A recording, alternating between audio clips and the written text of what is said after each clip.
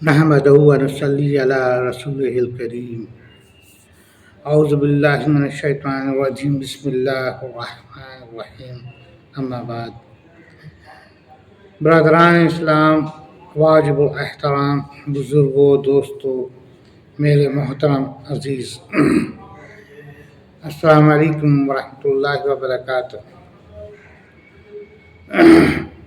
برادران، الحمدللہ اللہ تعالیٰ کے فضل و کرم سے ہم سب اپنے اس چینل میں قرآن پاک کی سلسلہ وار ترجمہ سن رہے ہیں، سنا رہے ہیں، غور و فکر کر رہے ہیں۔ اللہ تعالیٰ کا شکر ہے، اللہ تعالیٰ اسے قبول فرمائے اور ہم سب کے لیے آسانی فرمائے، اور اس کے فضل و کرم سے ہماری تمام مشکلات، پریشانیوں کو آسان فرمائے اور ہمیں ہدایت دے، ہمیں علم سے مالا مال کرے اور ہمارے تمام عالم اسلام میں امن و سکون عطا فرمائے، آمین۔ برادران، آج ہم لوگ سورہ الانفال کی ابتدا کر رہے ہیں۔ اس سے پہلے ہم لوگ سورہ الاعراف اور اس سے پہلے کی اور دیگر سورتوں پر الحمدللہ غور و فکر کیے تھے۔ یہ قرآن پاک کی 8ویں سورہ ہے، سورہ انفال۔ یہ سورہ مدینہ میں اتری اور اس کا معنی ہوتا ہے کہ مال غنیمت سے جو ہے کہ اس کا تعلق ہے۔ مال غنیمت ان دا سینس کہ جنگ میں جب ایک گروہ فتح یاب ہوتا ہے تو فتح یاب گروہ جو شکست گروہ ہوتا ہے، جو ناکامیاب گروہ ہوتا ہے، اس کے تمام مال اور تمام چیزیں جو اس وقت موجود ہوتی ہیں، جس کو ہم لوگ ایک طرح سے کہہ لیا جائے رننگ پراپرٹی، یا پھر جو کچھ بھی اس وقت چلتی پھرتی اس کی جو بھی چیزیں ہیں، اس پر فتح یاب ہونے والے کا حق ہو جاتا ہے۔ عموماً ایسا ہی ہوتا ہے۔ تو بہرحال آئیے ہم لوگ بسم اللہ کرتے ہیں۔ ربی یسر ولا تعسر وتمم بالخیر وبک نستعین یا فتاح ربی زدنی علما۔ بسم اللہ الرحمن الرحیم۔ یہ لوگ آپ سے غنیمتوں کا حکم دریافت کرتے ہیں، آپ فرما دیجئے کہ یہ غنیمتیں اللہ کی ہیں اور رسول کی ہیں، سو تم اللہ سے ڈرو اور اپنے باہمی تعلقات کی اصلاح کرو اور اللہ تعالیٰ اور اس کے رسول کی اطاعت کرو اگر تم ایمان والے ہو۔ اے رسول، ہمارے اللہ تعالیٰ فرما رہے ہیں اپنے آقا حضور صلی اللہ علیہ وسلم سے، ہے نا، اے رسول، آپ سے لوگ انفال، مال غنیمت کے بارے میں پوچھا کرتے ہیں، آپ کہہ دو کہ انفال مخصوص اللہ اور رسول کے واسطے ہے، تو خدا سے ڈرو اور اپنے باہمی آپسی معاملات کی اصلاح کرو، اور اگر تم سچے مومن ہو تو خدا، اللہ کی اور اس کے رسول کی اطاعت کرو۔ بے شک یہ آیت جو ہے غزوہ بدر میں مسلمان کو جو فتح نصیب ہوئی، جس کو یوم فرقان کہا گیا، غزوہ جب مدینہ سے مسلمان چلے تھے تو اس ارادے سے تو نہ چلے تھے کہ ہم نے جنگ لڑنی ہے، اور نہ ہی ان کے پاس اس طریقے کی تیاری تھی۔ چند مسلمان تھے، بعض کے پاس پیروں میں چپل بھی نہیں تھی، جوتے بھی نہیں تھے، تلوار وغیرہ بھی نہ تھے، اور نہ ہی ان مسلمان میں کوئی بہت زیادہ کہہ لیا جائے کہ ایکسپیرینس یا جنگجو ایسا نہ تھے۔ یہاں تک کہ وہ ماہ رمضان کا تھا، اور وہ تو چلے تھے جو شام سے ابو سفیان کا قافلہ آ رہا تھا اس کے دریافت کے لیے، اس کے لیے چلے تھے، مگر جو ہے کہ ابو سفیان نے جو ہے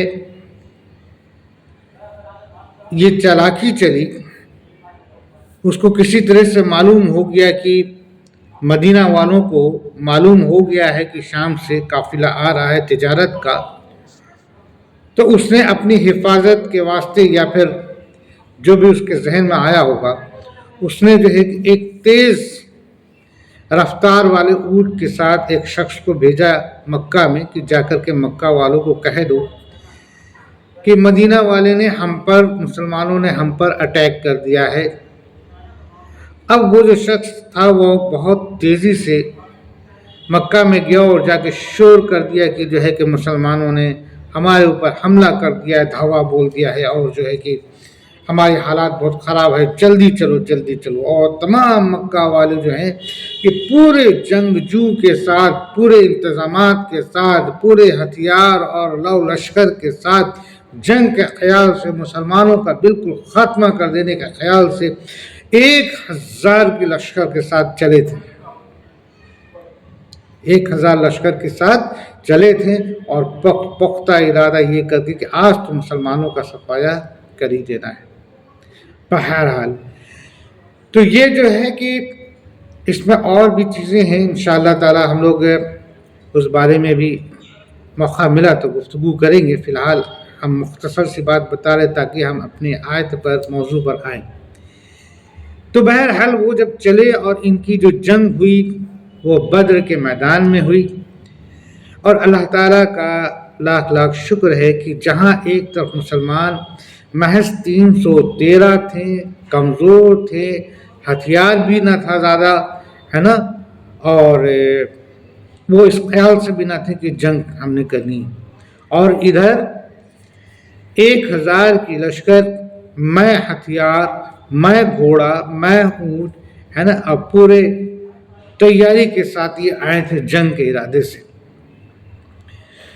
لیکن کہتے ہیں نا کہ طاقت ایمان کی ہوتی ہے، طاقت ایمان کی ہوتی ہے اور فتح حق کی ہوتی ہے۔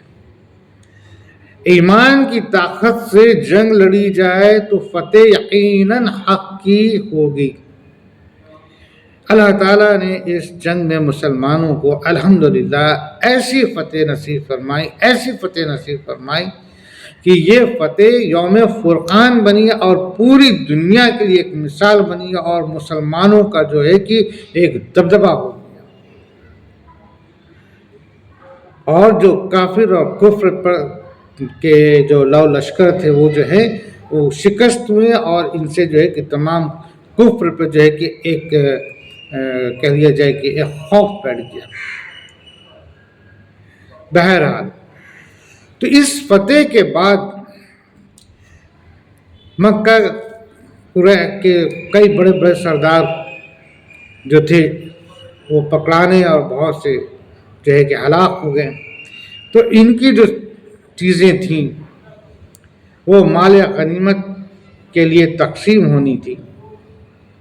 تو اس تقسیم کے موقع پر جو ہے کہ بہت سارے قول ہیں، بہت سارے واقعات ہیں، بہت ساری چیزیں ہیں جس پہ گزری ہیں، جن میں ایک موٹا موٹی سمری یہ تھی کہ بعض صحابہ کو یہ بات کا مطلب پتہ نہیں تھا کہ ہم اس کی کس طریقے سے ہم آپس میں اس کو بانٹیں۔ ایک بات، بعض صحابہ کے دل میں یہ تھا کہ بھئی یہ چیز ہمیں مل جاتی، بعض صحابہ کو آپس میں ایک دوسرے سے ایسا ہوا کہ بھئی فلاں چیز جو ان کے پاس بھی مجھے مل جاتی، اس طریقے سے تھوڑا سا ان کے اندر جو ہے کہ کچھ کشمکش تھا، اور ممکن بھی ہے کیونکہ بھئی دیکھیے یہ کوئی لڑاکے تو تھے نہیں، کوئی آرمی فوج تو تھی نہیں، بہت سارے لوگ تو اس میں ایسے تھے 313 میں جنہوں نے پہلی بار زندگی میں جنگ کی تھی، ٹھیک ہے نا۔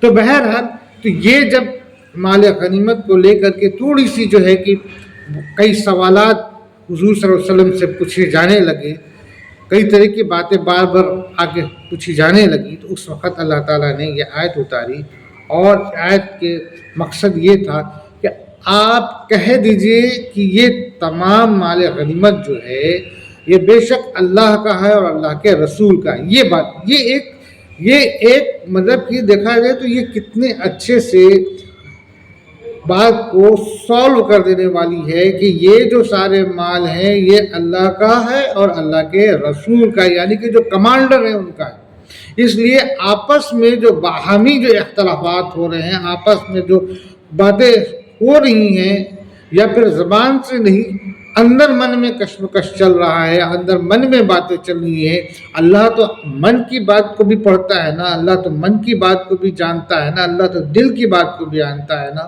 اور حضور ہمارے آقا صلی اللہ علیہ وسلم اس چیز کو احساس کر رہے تھے، محسوس کر رہے تھے، اور تبھی اللہ تعالیٰ کا یہ آیت اتری کہ بھئی یہ جو تم لوگ جو سوچ رہے ہو اور تمام تمہارے ذہنوں میں چل رہا ہے، اس ذہن سے اپنے اس کشمکش کو نکالو اور اس بات کا خیال کرو کہ یہ تمام چیزیں اللہ اور اللہ کے رسول کی، تاکہ یہ بات جو ہے جو ہمارے ایک ہوتا ہے نا ایک آدمی کا شان کرنے کا طریقہ ہے، بہت بہترین طریقہ ہے کہ آپ یہ چیزیں سوچو ہی نہیں کہ یہ آپ کا ہے. سب سے پہلے تو یہ جو ہمارے کمانڈر ہیں ان کا ہے، ٹھیک ہے. اب اس کے بعد جب کمانڈر خود فیصلہ کر دیں گے ہے نا، جو چیز جس کا دے دی جائے گی اس کا ہو جائے، سمپل.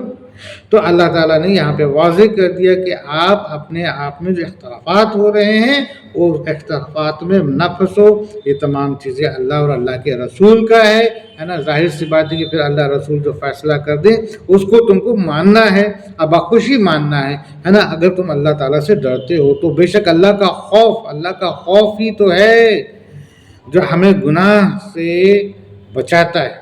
تو اللہ تعالیٰ کا خوف ہر ایک مومن کے دلوں میں اللہ کا خوف ہونا چاہیے، ٹھیک ہے نا. اللہ کا خوف ہو، تقوی ہو، یقین ہو، ٹھیک ہے نا. تو جیسا ہم نے کہا کہ جنگ جو ہے ایمان کی طاقت سے لڑی جاتی ہے نا. تو ہمارے اندر اگر ایمان مضبوط ہے اور ہم اگر حق پر ہیں تو یقین رکھو وہ جنگ کہیں کی بھی ہو، وہ جنگ کیسی بھی ہو، وہ جنگ کس طریقے کی بھی ہو، کیوں نہ ہم جو ہے کہ ظاہری میں کمزور دکھتے ہوں یا کم دکھتے ہوں، لیکن یاد رکھو، یقین رکھو فتح تمہیں ہوگی. ہاں مشکلات تو ہوں گی، تکلیفیں تو ہوں گی، آزمائش تو ہوں گی، ہے نا. یہ تمام سے چیزوں سے گزرنا تو ہے. اور غرور سے اللہ نے منع کیا، غرور سے، اوور کانفیڈنس سے اللہ منع کیا، کیونکہ جب یہی مسلمان کی جنگ دوسری جنگ ہوئی غزوہ احد ہے نا، تو اس میں جو ہے تھوڑے وقت کے لیے فی الوقت کے لیے مسلمان کو شکست ملی تھی ہے نا. اور اس میں بھی اللہ کی ایک حکمت تھی. اللہ کی حکمت دو طرح سے تھی. ایک حکمت تو یہ تھی کہ رسول اللہ یعنی کہ ہمارے حضور صلی اللہ علیہ وسلم نے جو کہا تھا وہ چیز کو تاکیدگی سے اللہ نے کہا، حضور صلی اللہ علیہ وسلم نے کہے تھے، لیکن وہاں پر کچھ کے ذہن میں یہ خیال آیا کہ جنگ ختم ہو گئی اور وہ اپنی جگہ سے ہٹ گئے اور حضور صلی اللہ علیہ وسلم کی نافرمانی کر بیٹھے، چاہے انجانے میں ہی صحیح ہے نا. تو یہ ایک وجہ تھی نا شکست کی. اور دوسری وجہ تھی کہ بہت سے جو ہیں کہ مسلمانوں کو یہ اس بات کا اوور کانفیڈنس ہو گیا تھا کہ ہم نے تو اب فتح کرنی ہے اور تمام چیزیں ہماری مال غنیمت ہم کو ملنی ہے اور فتح ہم نے ہونی ہے. تو اللہ تعالیٰ کی یہ حکمت تھی کہ اللہ نے یہ بتانا چاہا کہ دیکھو اتنا بھی اوور کانفیڈنس نہ ہو، تقوی رکھو، یقین رکھو، ایمان رکھو، حق پہ رہو، سب کچھ ٹھیک ہے، مگر جو آپ نے اسباب کی تیاری کرنی ہے، جو آپ کو حکمت عملی کی اپنانا ہے، اس چیز کو اپناؤ.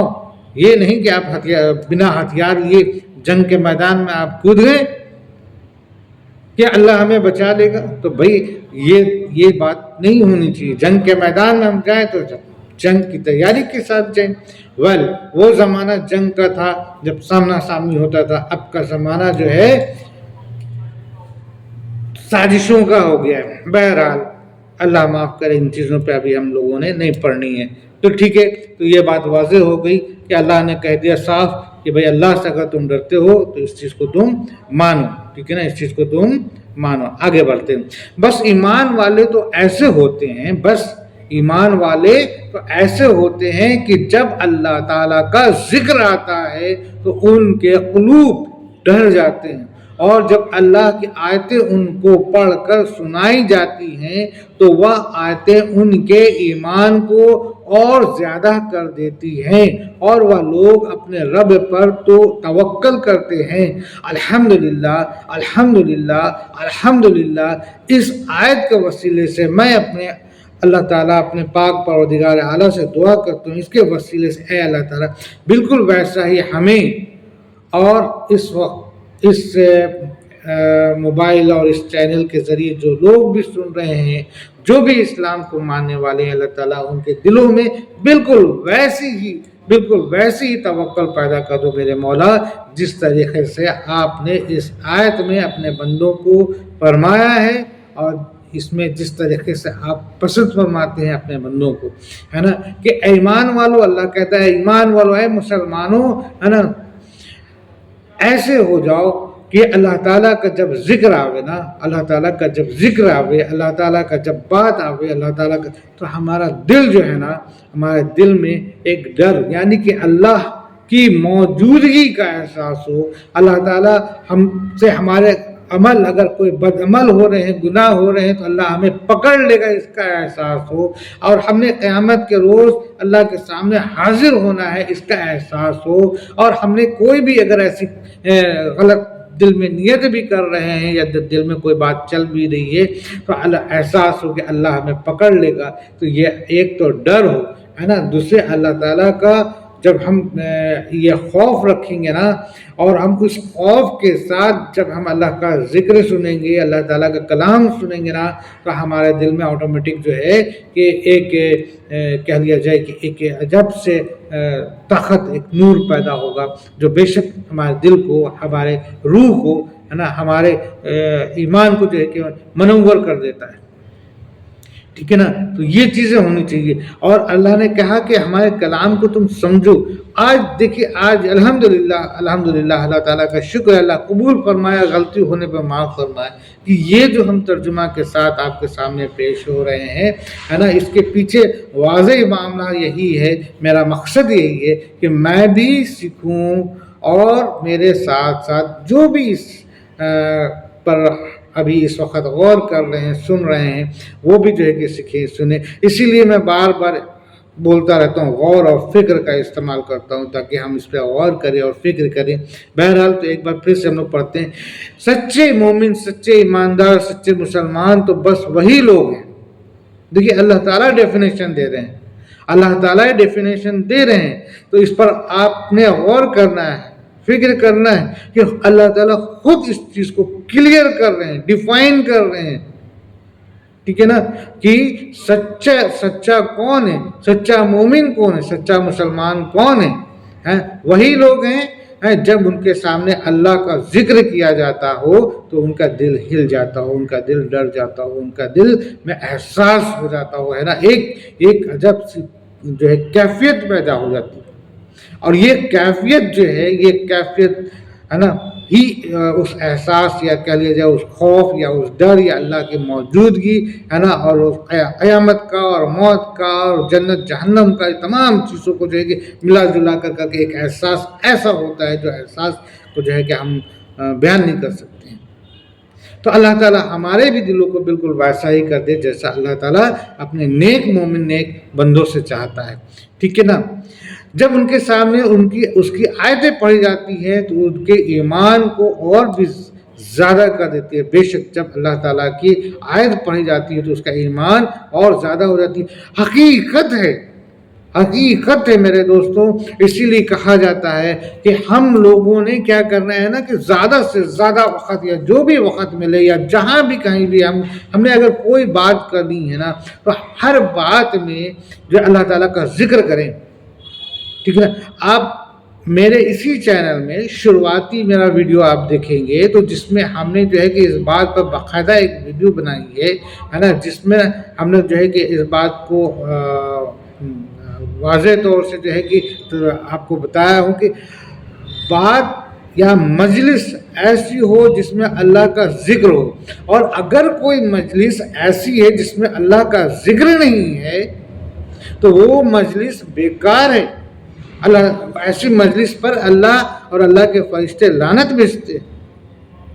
تو ایک مسلمان ایسا ہے کہ جب کبھی بھی آپس میں بیٹھے یا کوئی بھی طرح کے گپے شپے کرے تو دنیا کے واہیات جو بات کرتا ہے اس واہیات باتوں سے قصدن جو ہے کہ گریز کرے. کیا کرو گے بھائی دنیا کے باتوں میں؟ اگر کوئی اور باتیں نہیں تو غیبت کرو گے، بدگمانی کرو گے، اکڑو گے، اپنی جو ہے کہ اپنے آپ کو ہیرو بننے کی کوشش کرو گے، ہے نا. یہی سب چیزیں ہیں نا جو آپ میں. اگر آپ مضبوط ہو تو آپ خود کو جو ہے کہ اپنا بخان مطلب کہ بھرو گے، اور جو کمزور ہو آپ کو ہوں میں ہوں سنے گا. تو جو سنے گا ٹھیک ہے نا، اس نے بھی جو ہے کہ کیا کیا، اور جس نے بولا اس نے بھی کیا کیا، ہے نا. اللہ تو تمام چیزوں کو دیکھ رہا ہے.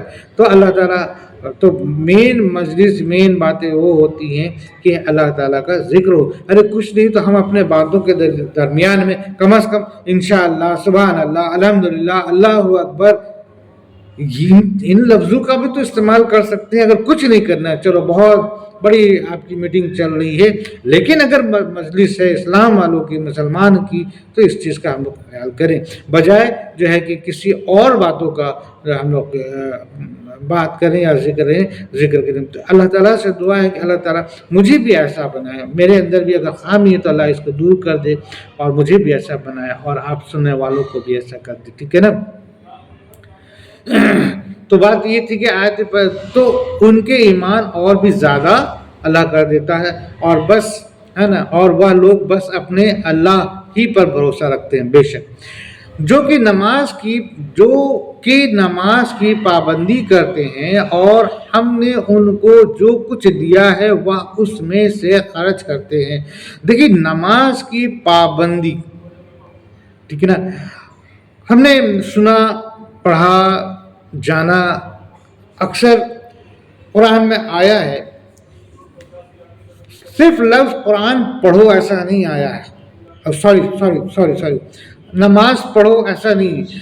نماز کا قائم کرنا ہے، نماز کو قائم کرنا. یہاں بھی نماز کو پابندی سے ادا کرنے کی بات ہو رہی ہے.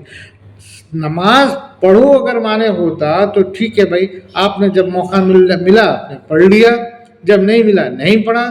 یہ چیز نہیں کہی گئی ہے، یہ اسلام میں ایسا نہیں، بلکہ اللہ نے اسلام میں نماز کو فرض بنایا ہے. ہاں یہ آسانی فرمایا ہے کہ اگر کسی مشکل میں ہو، پریشانی میں ہو، کوئی اور وجوہات ہے تو ٹھیک ہے، آپ نے قصر کی نماز پڑھ لینی ہے، وہ بھی اگر نہیں پڑھ پائے تو آپ نے قضا پڑھ لینی ہے نا. لیکن نماز تو پڑھنا ہے. تو نماز کو قائم کرنا ہی اسلام اور مسلمان کا جو کہ فرض.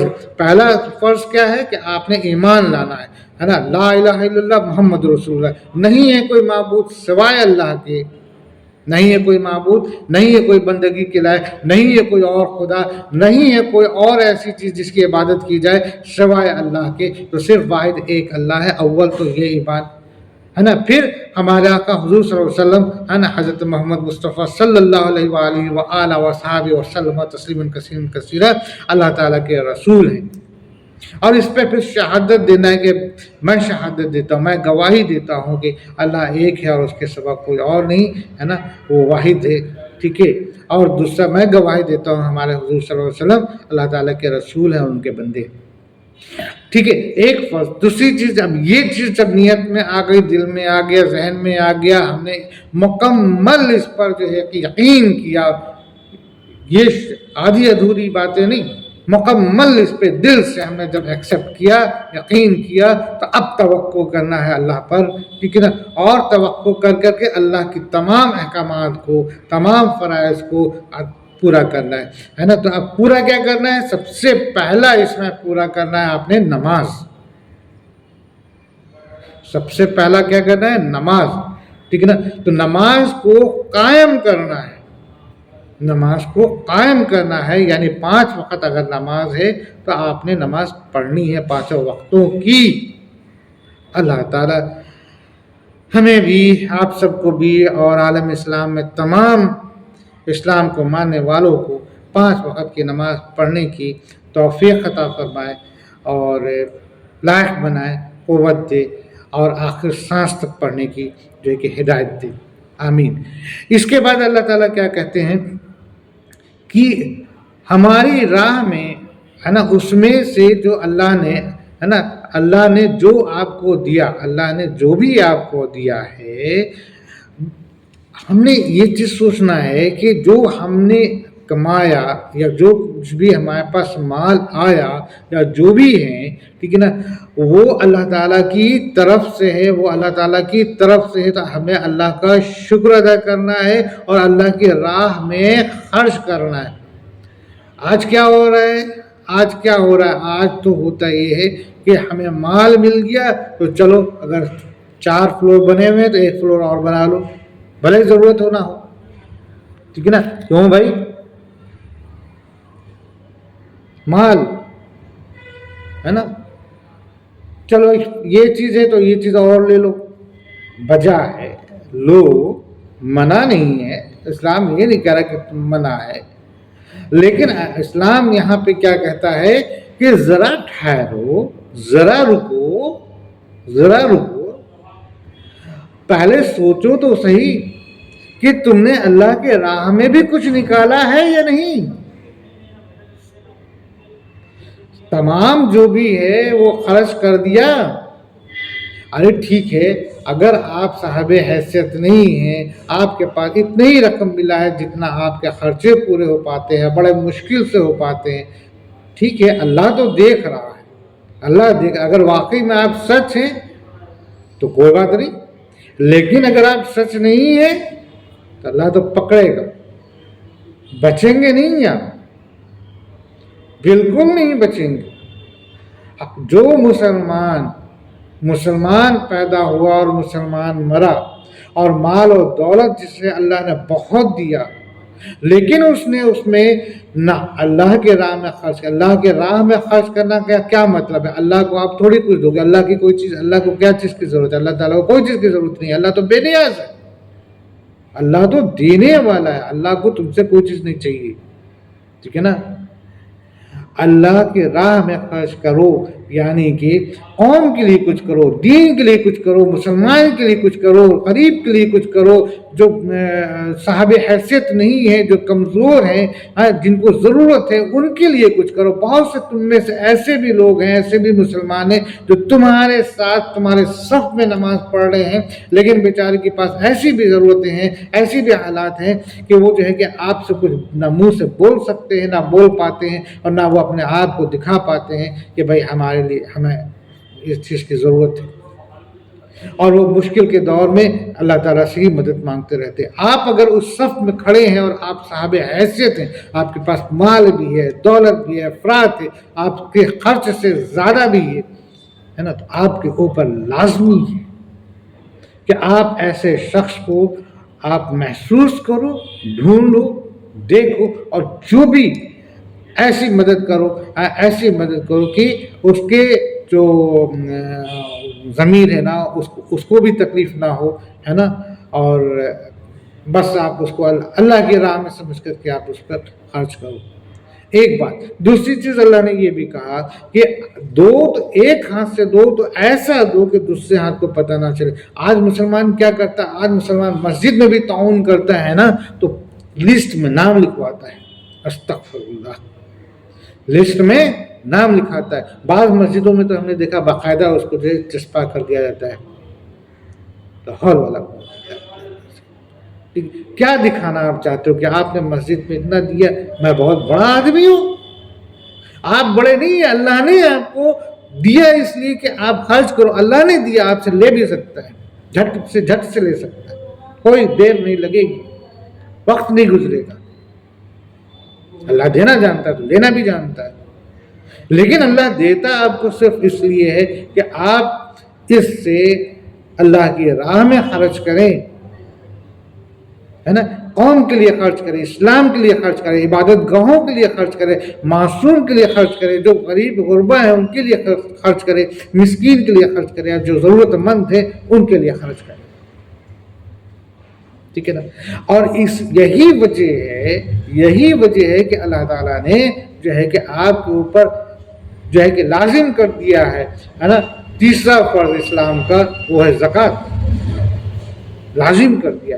پہلا آپ نے کرنا ہے کلمہ ہے نا، ایمان کی شروعات، دوسرا نماز، اور تیسرا پھر اللہ نے کہہ دیا زکوٰۃ دو.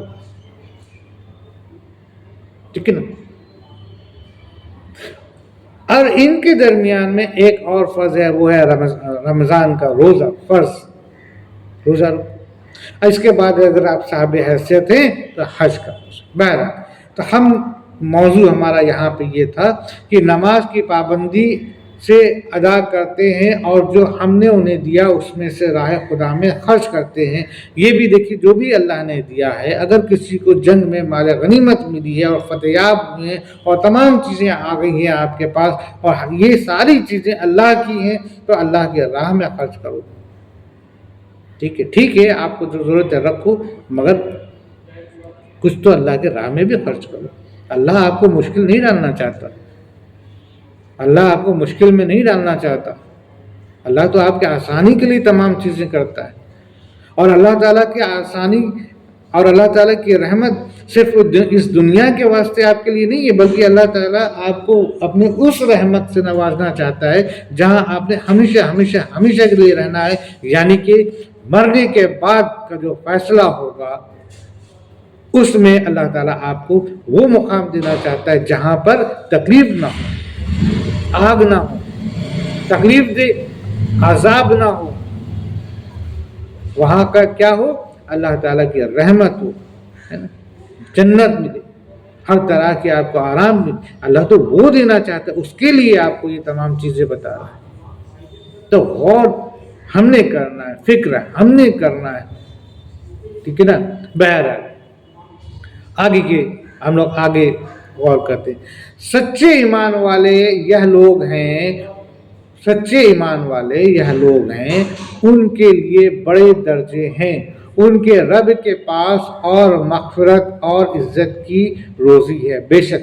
یعنی کہ جس نے ایمان لایا، جس نے نماز قائم کیا، جس نے اللہ کا خوف دل میں رکھا، جس نے اللہ کے ذکر پر، اللہ کا کہیں بھی ذکر ہو رہا ہو تو اس پر اللہ کا خوف رکھا، ٹھیک ہے نا، اور اپنی باتوں میں ہمیشہ اللہ کا یاد کیا، نماز کو قائم کیا، سچا رہا، تو ایسے لوگ جو ہیں بے شک سچے ایمان والے ہیں، ہے نا. اور ان کے لیے اللہ تعالیٰ کے پاس بہت بڑے بلند درجے ہیں. ٹھیک ہے نا، بے شک ہیں.